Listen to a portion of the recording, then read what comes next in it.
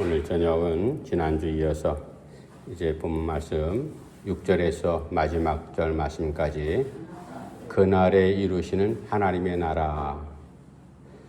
지난주에는 1절부터 5절 말씀까지 하나님의 남은 그루터기와 하나님의 회복에 대해서 우리가 말씀을 상고했습니다. 1절에 나와 있듯이 하나님께서 이새의 줄기에서 한 싹이 나게 하실 것이라. 이새가 누구인지는 우리가 이미 지난주에 그리고 이미 아는 바와 같이 다윗의 아버지가 이새였고, 그리고 그 아버지 오벳이 어떻게 태어났는지는 우리가 너무나 잘 알고 있죠. 하나님께서는 사람들하고 다르게 하나님의 일을 진행하실 때 사람의 방법이나 사람의 손을 통해서 일하시는 것이 아니라 하나님의 전적인 능력으로, 물론 사람들을 사용하시고 일꾼으로 쓰시기도 하지만 사람들이 생각하는 것 도저히 알 수 없는 그런 것으로 하나님께서 일을 진행해 나가시는 역사를 그렇게 섭리해 나가시잖아요. 중동 지역에 계속되는 이제 전쟁 가운데 수많은 사람들이, 그곳에 사는 사람들이 얼마나 지금 불안할까. 우리가 입장 바꿔놓고 생각하면 언제 폭탄이 떨어져 가지고 죽을지 모르는 그러한 상황이잖아요. 그 불안감 속에서 살아가는 사람들이 얼마나 초조하고 그리고 무서울까. 우리가 그것을 생각하지 않을 수가 없습니다.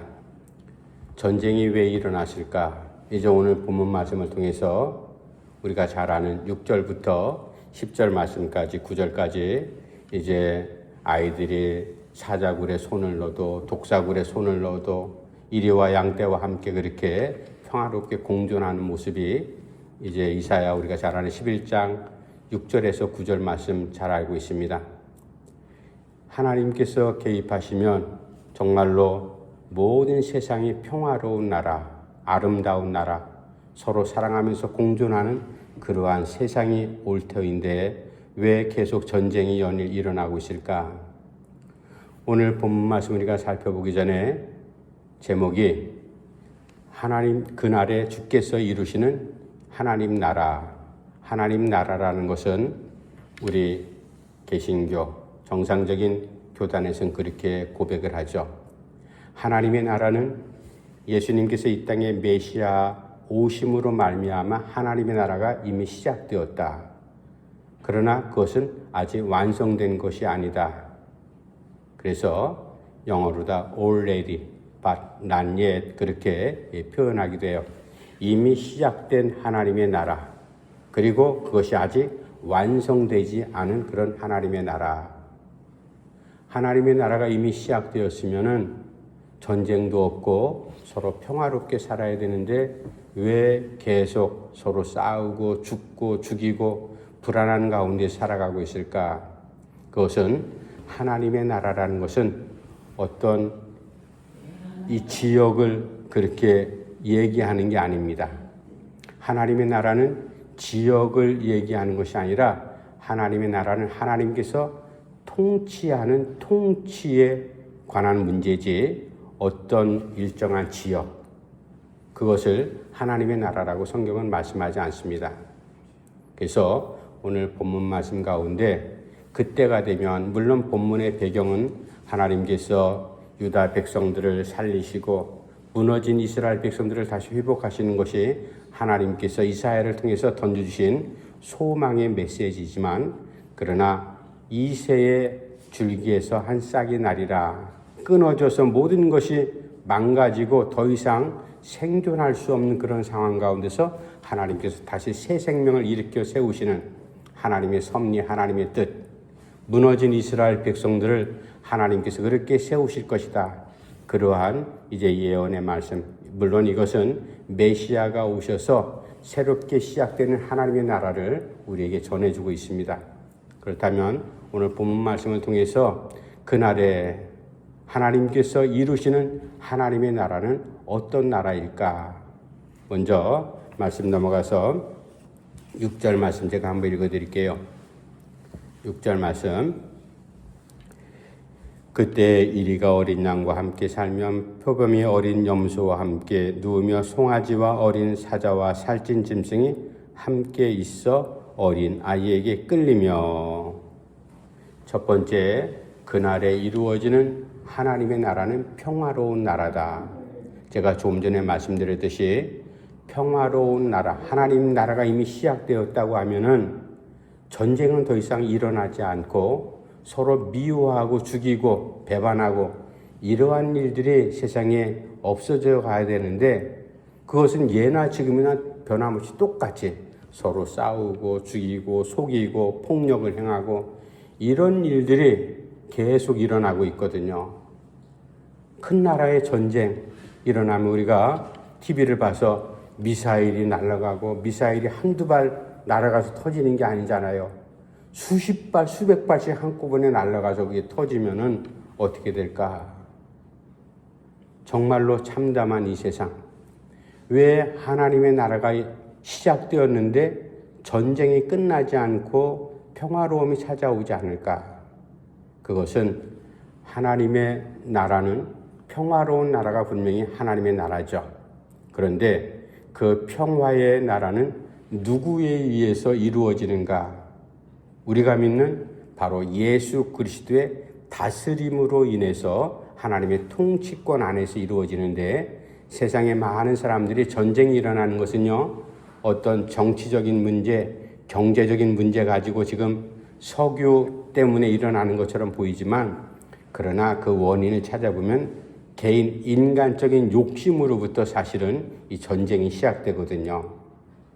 욕심이 과하고 그리고 생각이 다르면요, 나는 살고 너는 죽어야 된다, 이런 논리 가운데서 내가 살기 위해서 너를 죽이는데, 혼자 1대1로 그렇게 서로 치고받고 싸우면 간단한 문제지만 국가의 지도자로서 있기 때문에 또 나라의 대표로서 있기 때문에 국민들을 위한다는 명분 아래 전쟁이 일어나 이 어려운 지금 상황을 지나고 있습니다.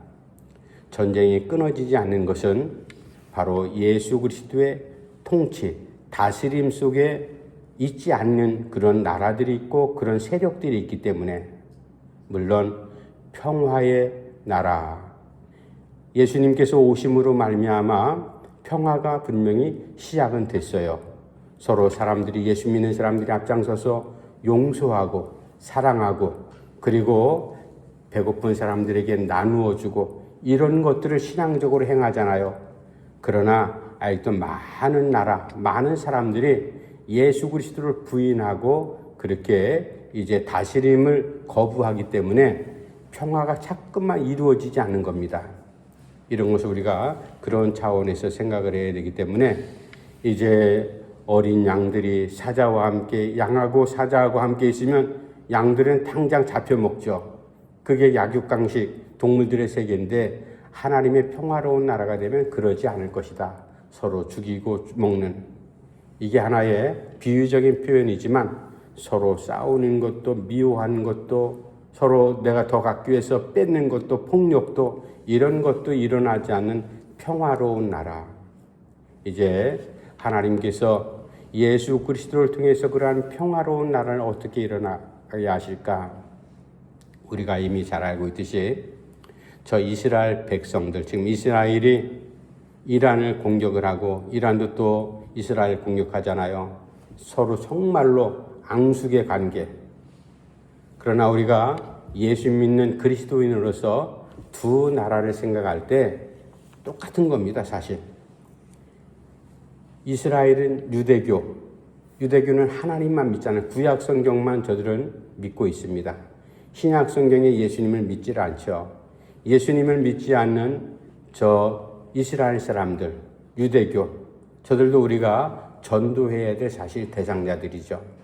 이슬람은 이제 자기들 하나님을 대신해 가지고 마음에 이제 엉뚱한 것을 신으로 해서 그렇게 섬기고 있지만, 이슬람권도 우리가 선교해야 될 다 똑같은 존재들입니다.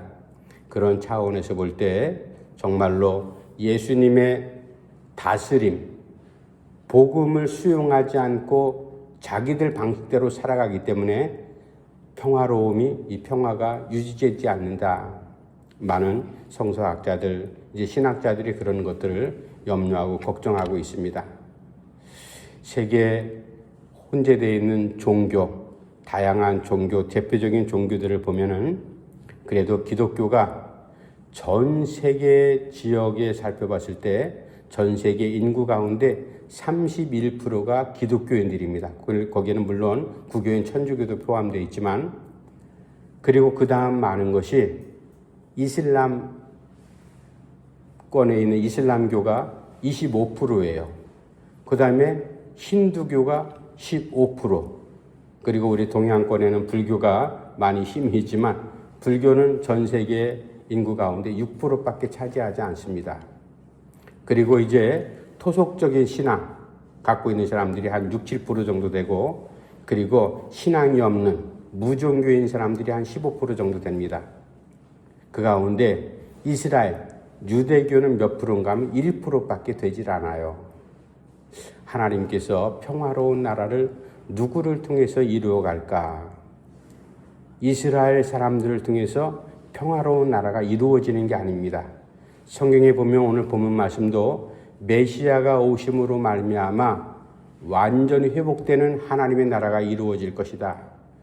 예수 그리스도의 다스림과 복음을 통하지 않고는 이 세상에 평화로운 나라가 이루어질 수 없다는 것을 우리가 잘 알고 있습니다. 거기에 하나님께서 누구를 사용하실까? 우리 대한민국 정말 보잘것없는 조그만 땅덩어리를 지니고 있는 나라지만, 그러나 이 대한민국을 통해서 예수의 복음이 전해질 때 어떠한 방법으로 이 대한민국을 사용하실까? 물론 전 세계 강대국 가운데 미국 사람들이 기독교인이 제일 많죠. 그 미국 사람들을 통해서 저들은 예수님을 믿는 사람들이 많이 있잖아요. 청교도 신앙을 이어받은 정말로 보수적이고 신실한 기독교인들이 미국 사람들 가운데 많이 있습니다. 물론 지금 전쟁이 일어나는 것, 전쟁 자체는 하나님께서 원하시는 방법은 절대로 아니죠. 왜? 구약의 전쟁은 하나님의 뜻대로 이루어지는 거룩한 전쟁이었지만, 그러나 예수 그리스도 이후에 이 땅에 원하시는 것은 전쟁이 아니라 평화잖아요. 예수님의 가르침에 따라서 서로 죽이고 죽는 그러한 비참한 세상이 하나님께서 원하시는 방법이 아니라 서로 사랑하고 나누고 돕고, 이런 마음이 하나님의 마음인데 사람들은 거기에 미치질 못하죠.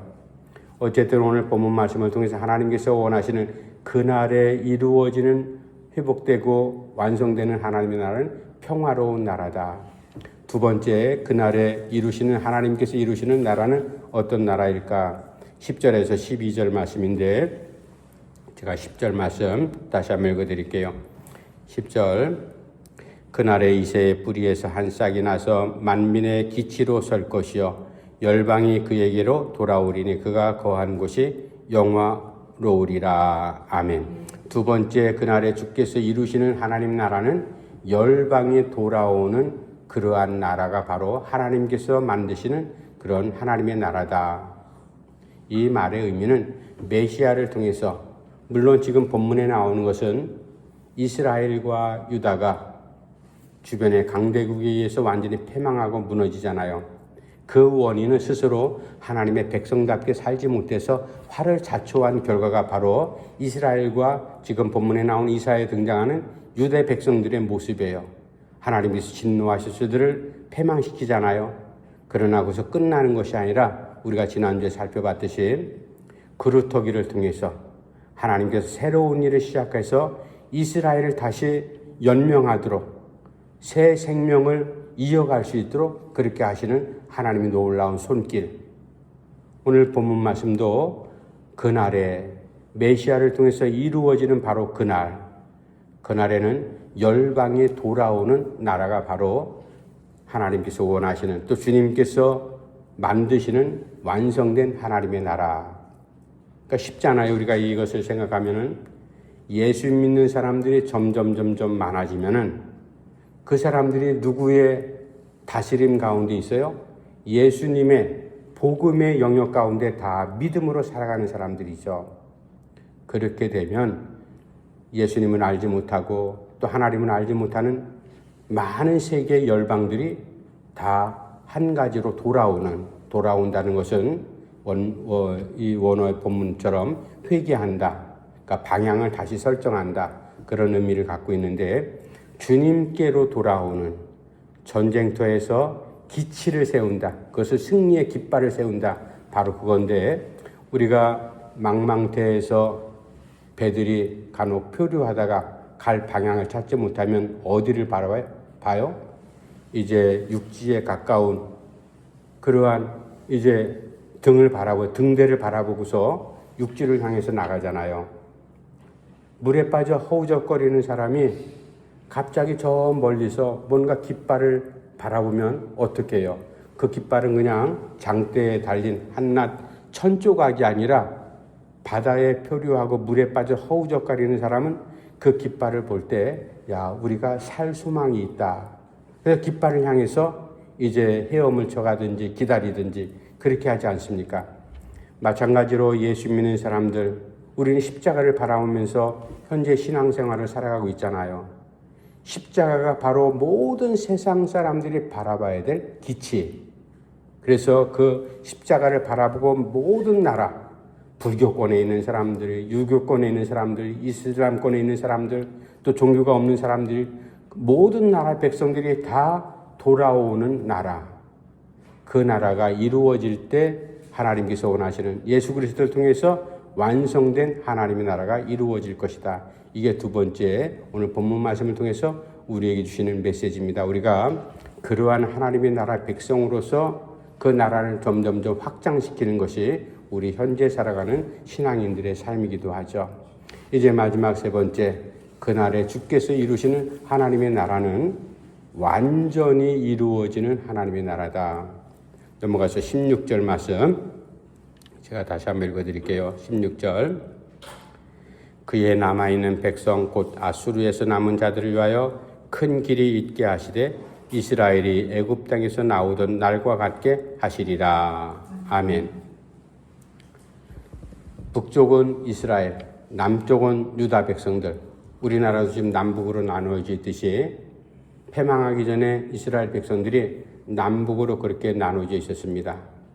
그런데 이스라엘이 먼저 아수르에 의해서 패망당하잖아요. 그리고 유다 백성들은 한 130여 년 후에 이제 바벨론에 의해서 포로로 끌려가는, 나라가 무너지는 그러한 일을 당하게 됩니다. 하나님께서 이스라엘을 통해서 먼저 무너진 이스라엘 백성들에게 이렇게 말씀하죠. 내가 너희들 패망하는 이스라엘 백성들 가운데 나를 경외하는 그루터기와 같은 남겨진 자들을 통해서 내가 새로운 일을 시작하는데, 그 새로운 일을 어떻게 하는가 하면은 너희 백성들이 애굽 땅에서 400년간 종살이 하다가 내가 모세를 앞장 세워서 끌고 나올 때 큰 길을 열었던 것처럼 내가 너희들에게 그런 길을 허락하리라. 오늘 본문 말씀 맨 마지막 절 말씀이 그겁니다. 그 길은 이스라엘 백성들이 400년간 애굽 땅에서 종살이할 때 얼마나 고통스러웠어요.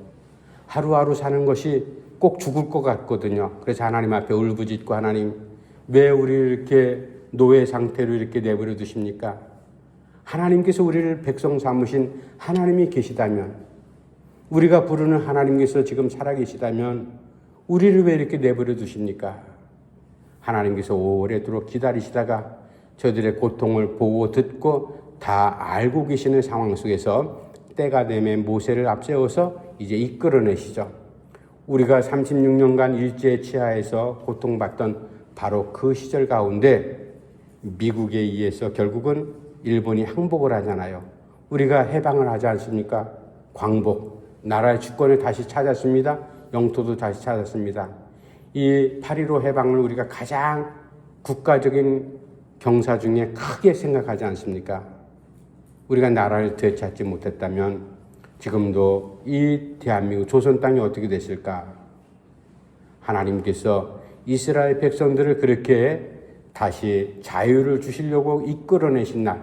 그래서 이스라엘 백성들, 유대인들은 이 날을 가장 중요하게 생각한다고 제가 성경을 통해서 여러 번 말씀드렸잖아요. 그날이 최고의 경사예요. 우리나라는 뭐 설날이나 구정이나 추석날이 명절이고 중요한 날로 생각하지만 이스라엘 사람들은 그 신년 1월 1일 됐다 그렇게 경사스러운 날이 아니라 바로 이 6월절, 이게 바로 저희들이 새로운 날, 출발하는 날이거든요. 그날을 가장 소중하게 생각하듯이 하나님께서 이스라엘 백성들, 패망해서 무너진 이스라엘 백성들, 남쪽의 유다 백성들도 마찬가지로 너희들이 무너지고 다 패망하지만 내가 다시 너희들을, 남은 그루터기와 같은 남은 자들을 통해서 새로운 일을 시작하리라. 바로 그것이 16절 맨 마지막에 너희들이 애굽에서 나올 때처럼 내가 큰 길을 너희들에게 허락하리라. 대표적인 큰 길은 광야에서 처음 만났던 홍해를 만났던 길이잖아요. 홍해는 건널 수가 없습니다. 이스라엘 백성들 100만 명이 넘는 사람들이 무슨 재간으로 그 홍해 길을 건너가요? 배가 있습니까? 무슨 방법이 없거든요. 뒤에서는 바로 군대가 쫓아올 때 잘못하면 다 죽음으로 수장될 수밖에 없는 상황이지만 하나님께서 이스라엘 백성들을 살리시잖아요. 어떻게? 바닷길을 갈라지게 해서 그것을 마른 땅 되게 해서 편안하게 건널 수 있도록, 이게 바로 하나님의 방법이죠. 누구도 사실 생각을 못했어요. 이런 방법으로 이스라엘 백성들을 구원하리라. 하나님께서 그렇게 하는 큰 길을 내가 너희들에게 내리라. 바로 하나님께서 예수 그리스도를 통해서 완성된 하나님의 나라를 이룰 때 정말로 신기한 방법으로, 제가 여러 번 말씀드리잖아요. 우리가 살아생전 주님 오시면 좋겠지만 아마 우리가 죽은 다음에 몇 년이 흘러갈지 모르지만 주님 분명히 다시 오실 때 새 나라, 그 나라, 천국이 완성되는 나라, 그때 하나님의 백성들은 다 한자리에 모일 겁니다. 얼마나 신비로운 모습으로 모일까 우리가 기대하잖아요. 그런 것을 우리가 신앙 가운데 소망을 품고 우리가 힘들어도 하루하루를 살아가고 있습니다. 바로 이사야 11장 맨 마지막 하나님께서 약속합니다. 내가 그를 통해서 마지막에 너희가 애굽에서 나올 때처럼 큰 길을 만들어줬듯이 너희들에게 그렇게 내가 새 길을 열어주리라. 하나님께서 예수 그리스도를 통해서 우리에게 새로운 완성된 나라를 우리에게 소망으로 주셨습니다. 우리가 믿음을 갖고 정말로 하나님 보시기에 칭찬받는 믿음의 사람으로 그렇게 살아갈 수 있기를 간절히 바랍니다. 기도합시다.